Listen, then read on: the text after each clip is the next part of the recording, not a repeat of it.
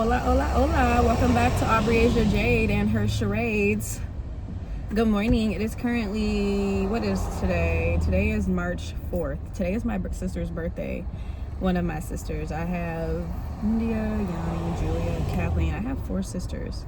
And yeah, I'm on here just to say hi, to stop by, to show my face, create some content, be of service, just sharing my voice. I have been definitely in a great season, a hard season, a transitioning season, an embodying season, a curious season, a divine season, a human season. I've been in these seasons where I'm coming out of this isolation that I've been in, and I'm trying to ground myself in the newness of the season that I'm in, walking into, which is deeply embodied, deeply present, and deeply aware, and just kind of really getting back to the basics of what used to be my norm. I feel like my life used to be really fast-paced, really integrated, really, pursuing my businesses, pursuing life, and then God sat me down and was like, okay, let's rewire your nervous system and your mind and your brain, and then I'll send you back out there. So I feel like I'm in the getting back out there. And it's slow, it's steady, I'm sharing my voice again in beautiful ways that feel very, very, very, very good for me. And I wanted to make a video. I wanted to come on here and just talk. There's nothing in particular that I want to talk about. There's nothing in particular that I want to say.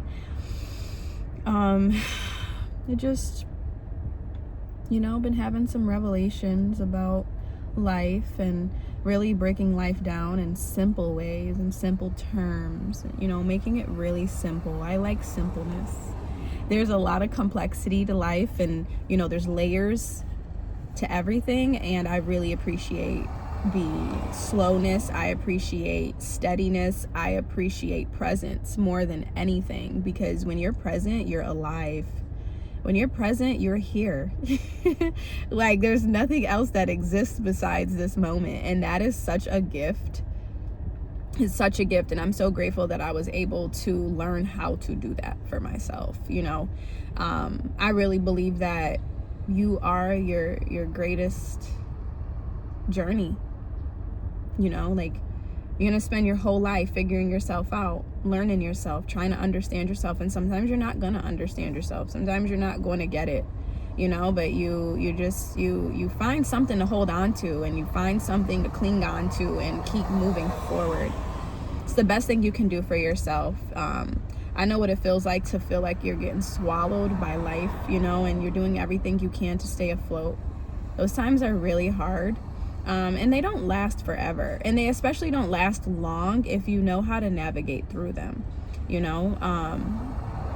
gonna go through hardships, and there's gonna be times where things are extremely intense.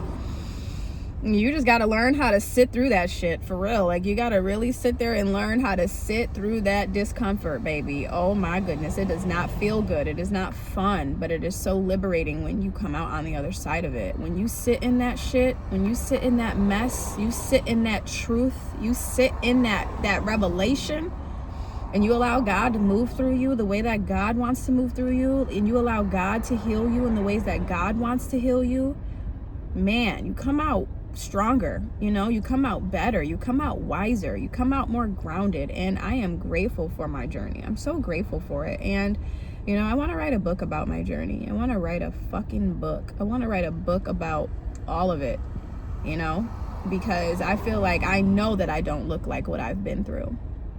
I do not look like what I've been through.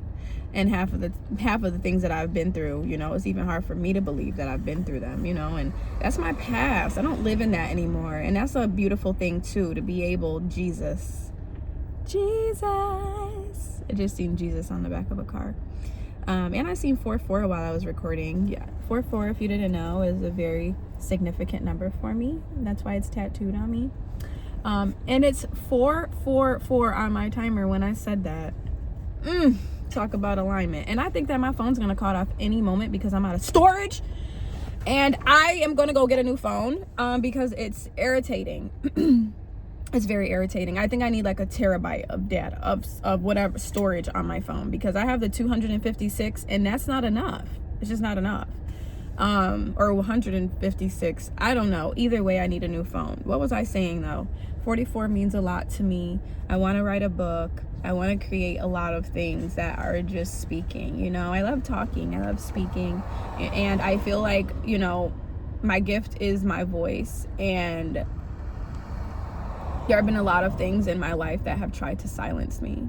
And I'm not surprised, you know. I was talking with a friend last night at dinner, and we were just talking about, you know, our life and stuff. And she was saying a lot of things about her story that I could feel. And I'm like, wow, a lot of things in my life have tried to shut my voice off. And it doesn't surprise me, because my voice is the most powerful thing that I possess for the world, right? Besides my heart. My heart is pure. My heart is love. My heart is light. My heart is all of the things. And I am learning to use my voice from my heart instead of using my voice from my pain. Because pain will have you really upset at people. Pain will really have you looking at life like, nah, you know, real resentful. And I don't live in that. That's what I was gonna say too. You know, I really changed my mindset from the like, oh, you know, my story is this and that, and I've gone through this and I've gone through that. You know, I've lived that life for a long time where my story was my life. And it's like, you know what, like, my story is a part of me, but I have walked into the next chapter of my life. Like, I've walked into the next era of my life. I'm so much more than my past. My past literally does not fucking exist. It doesn't exist, quite literally. I have the memories of it all.